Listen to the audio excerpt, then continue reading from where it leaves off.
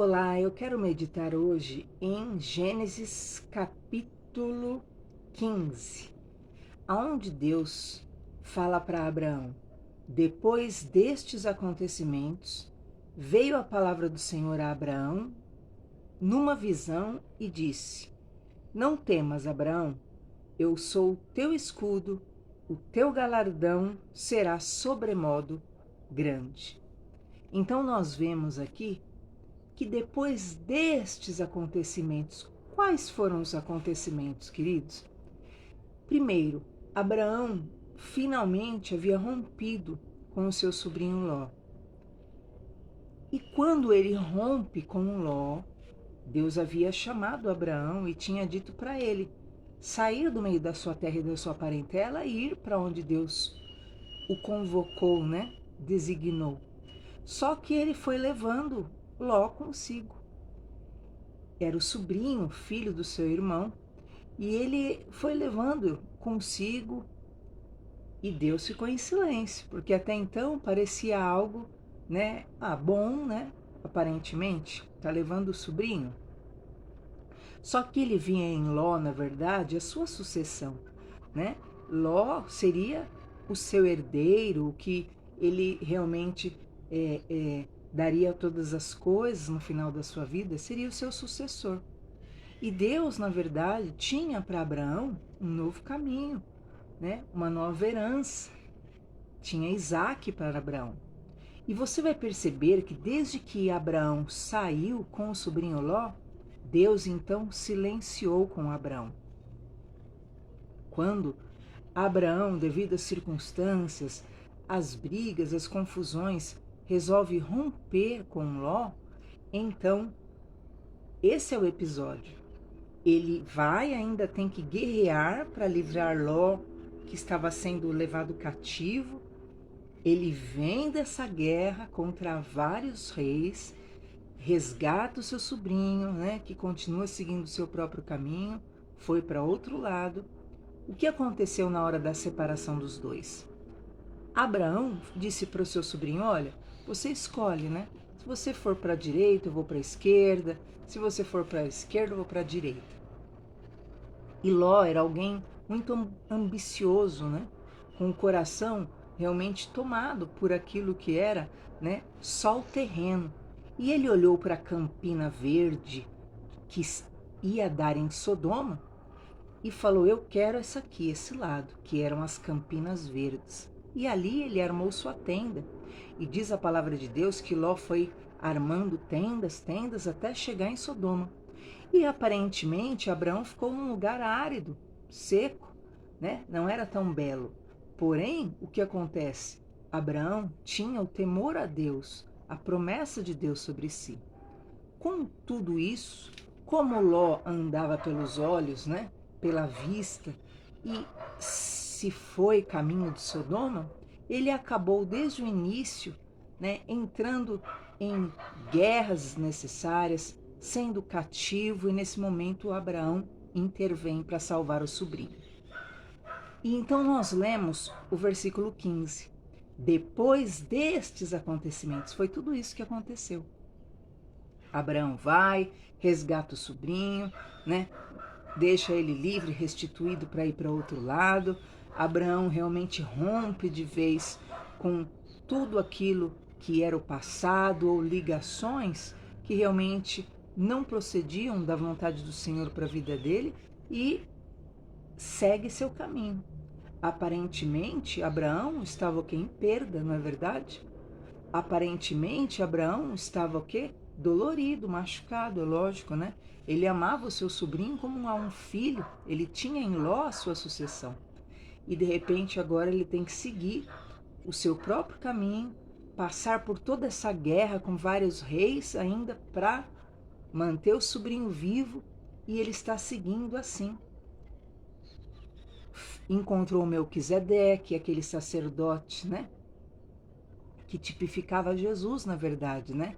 A quem lhe deu pão e vinho, simbolizando o que viria, né? O poder do sangue, o poder do sacrifício de Jesus pela humanidade, que daria a certeza de vitória.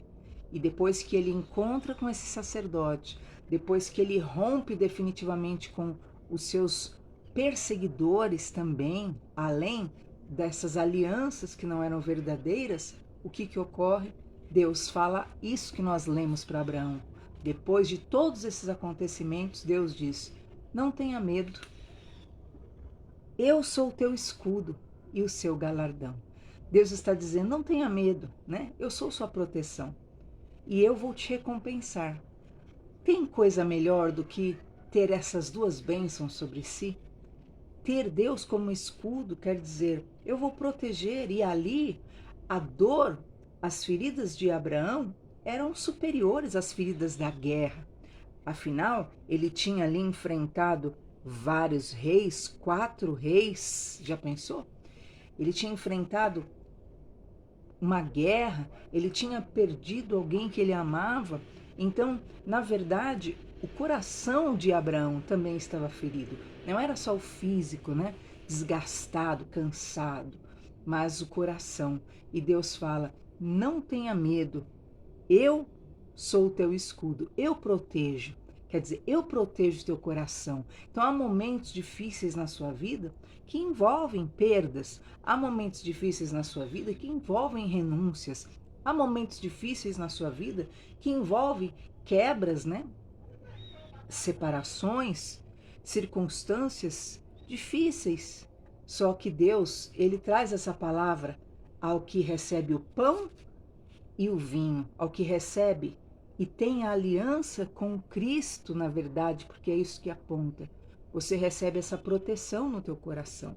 Você recebe o escudo da fé, né? Você recebe realmente a armadura de Deus para proteger os teus sentimentos, o capacete da salvação, que é proveniente de toda essa convivência com o nosso Deus e com a vontade de Deus.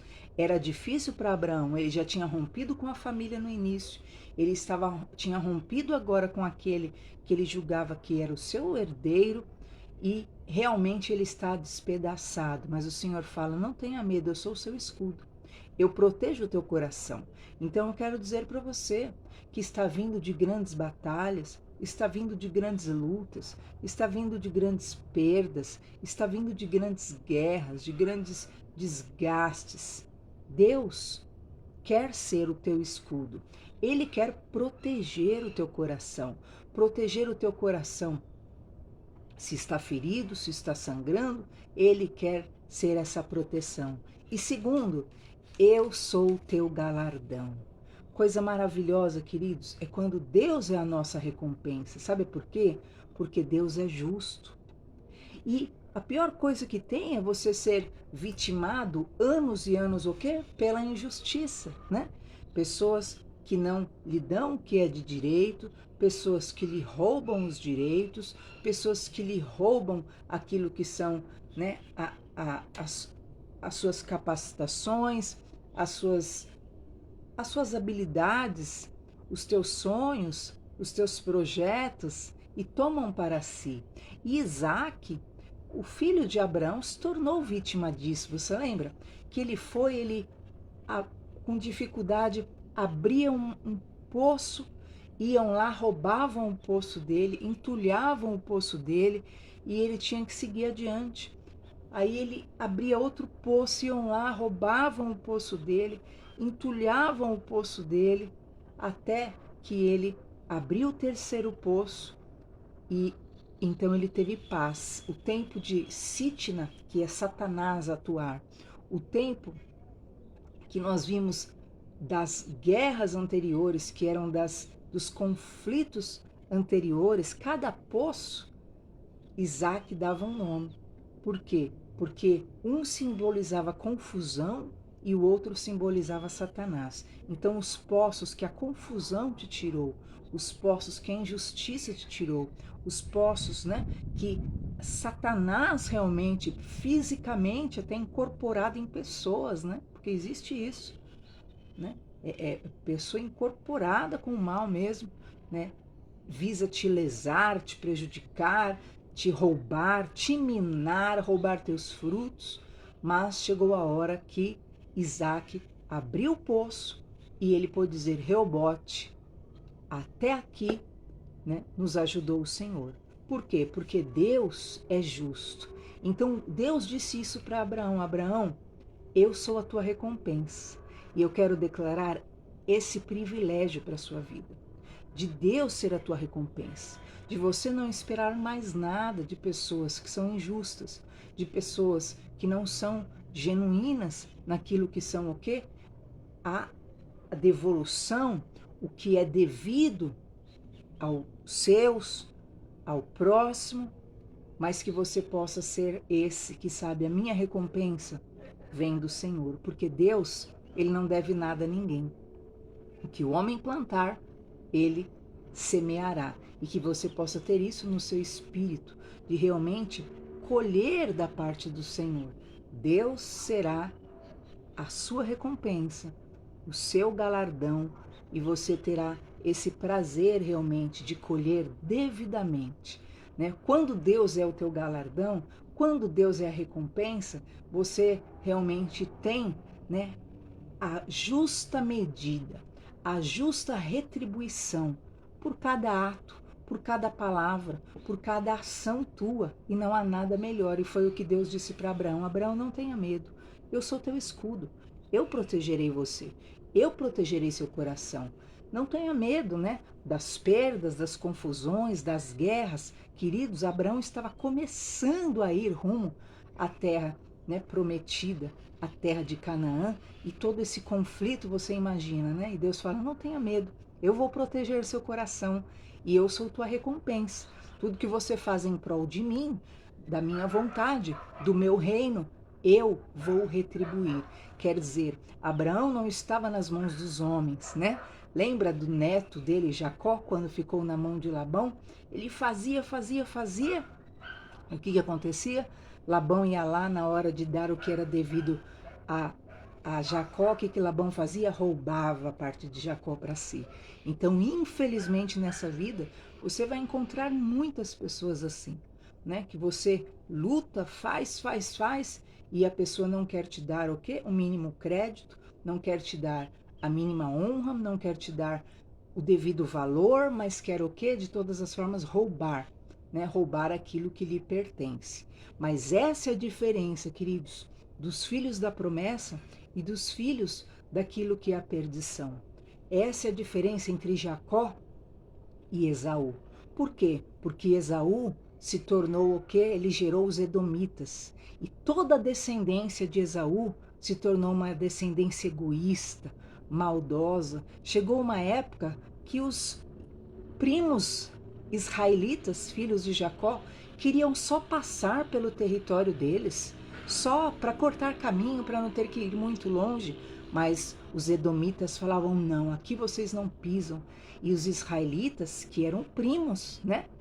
Edom, Esaú, era irmão de Jacó, mas pelo ódio, pela situação mal resolvida, pelo egoísmo, o que aconteceu?